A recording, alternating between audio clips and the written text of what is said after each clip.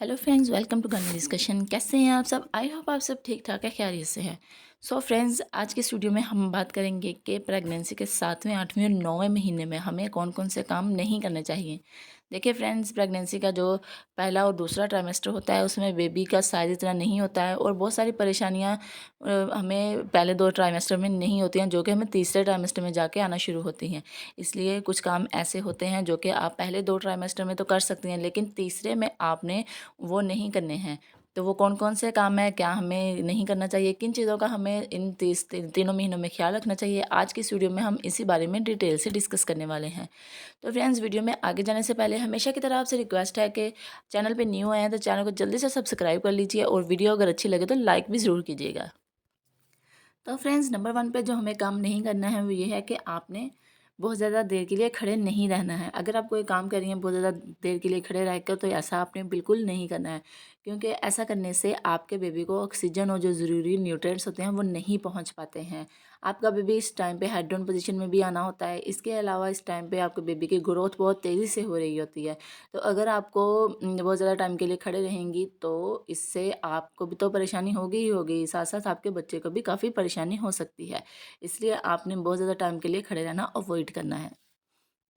Number 2 पे है कि आपने बहुत ज़्यादा टाइम के लिए बैठना भी नहीं है। अगर आप ऑफ़िस में वर्क करती हैं या फिर घर में भी कुछ फैमिलीज़ बड़ी होती हैं, तो खाना वगैरह बनाने के लिए या फिर कपड़े धोने के लिए बहुत ज़्यादा टाइम के लिए बैठना पड़ता है। तो ऐसे में आपने बिल्कुल नहीं करना है। आपने थोड़ी देर के लिए बैठना है, उसके बाद थोड़ा चल फिर लेना है, सीढ़ियाँ वगैरह चल लेनी है, उसके बाद दोबारा आप बैठ सकती हैं। ठीक है? आपने एक ही पोज़ीशन में बहुत ज़्यादा टाइम के लिए बैठना नहीं है। देखिए फ्रेंड्स, इस टाइम पे बेबी ने हेड डाउन पोजीशन में भी आना होता है। तो अगर आप बहुत ज़्यादा टाइम के लिए बैठेंगी तो ऐसे में बेबी को हेड डाउन पोजीशन में आने के लिए भी प्रॉब्लम होती है। दूसरा, ये जो है जो लेडीज़ ज़्यादा देर बैठी रहती हैं उनमें ज़्यादा चांसेस होते हैं कि उनका बेबी गले में अपने अम्बिलिकल कॉर्ड को फंसा लेता है। इसके अलावा जब आप बैठी हैं तो आपने अपने पैर पर दबाव नहीं आने देना है। अगर आप थोड़ी देर के लिए भी बैठी हैं तो आपने सीधे बैठना है, ठीक है? इसके अलावा इस टाइम पे आपको रिलेशन बनाने का भी ख्याल रखना चाहिए। कुछ लोग होते हैं जिन्हें ज़्यादा इन्फॉर्मेशन नहीं होती है, वो इस टाइम पे रिलेशन बना लेते हैं। रिलेशन बनाने में कोई मसला तो नहीं है, लेकिन अगर प्रेगनेंसी में आपको कोई भी प्रॉब्लम है, आपके डॉक्टर ने आपको कोई प्रॉब्लम बताई है, तो आपने इसको अवॉइड ही करना है। अवॉइड करना बेहतर होता है क्योंकि एहतियात ज़रूरी होती है। लेकिन अगर आपने करना भी है तो आपने अपनी पोजीशन का ख्याल रखना है। आपके पेट पर बहुत ज़्यादा दबाव नहीं आना चाहिए। इसके अलावा अगर आपको पेन फ़ील हो तो आपने ये काम बिल्कुल भी नहीं करना है। इसके अलावा मज़ीद आप इस बारे में अपने डॉक्टर से कंसल्ट करके उनसे मशवरा ले सकती हैं। नंबर 4 पे है फ्रेंड्स, आपने इस टाइम पे बिल्कुल भी स्ट्रेस नहीं लेना है। अगर आप स्ट्रेस लेंगे तो इसका असर आपके बेबी पर होगा। आपकी प्रीमेच्योर डिलीवरी हो सकती है, जो कि आपके लिए और आपके बेबी के लिए ठीक नहीं है। डिलीवरी के बाद आपको बहुत सारी मुश्किलात पेश आती हैं। बेबी के साथ-साथ आपको भी इससे प्रॉब्लम होगी। अगर आप स्ट्रेस लेंगी तो स्ट्रेस के हार्मोन्स की वज़ह से आपको नींद अच्छे से नहीं आएगी, भूख अच्छे से नहीं लगेगी और आप हर टाइम अगर परेशान रहेंगी तो इससे आपका बेबी भी परेशान रहेगा। अगर आपको नींद नहीं सही से आएगी, भूख नहीं सही से लगेगी, आप जो कुछ भी खाएँगी वो भी आपको लगेगा नहीं। इसलिए आपने प्रेगनेंसी के दौरान कोशिश करनी है जितना हो सके आप खुश रहें।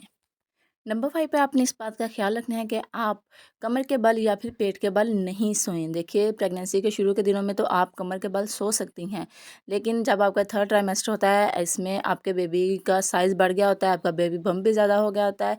तो इसलिए अगर आप कमर के बल सोएंगी या फिर पेट के बल सोएंगी तो आपको प्रॉब्लम होगी। आपके बेबी तक जो ऑक्सीजन है वो अच्छे से नहीं पहुँच पाएगी, आपका बेबी सही से मूवमेंट नहीं कर पाएगा।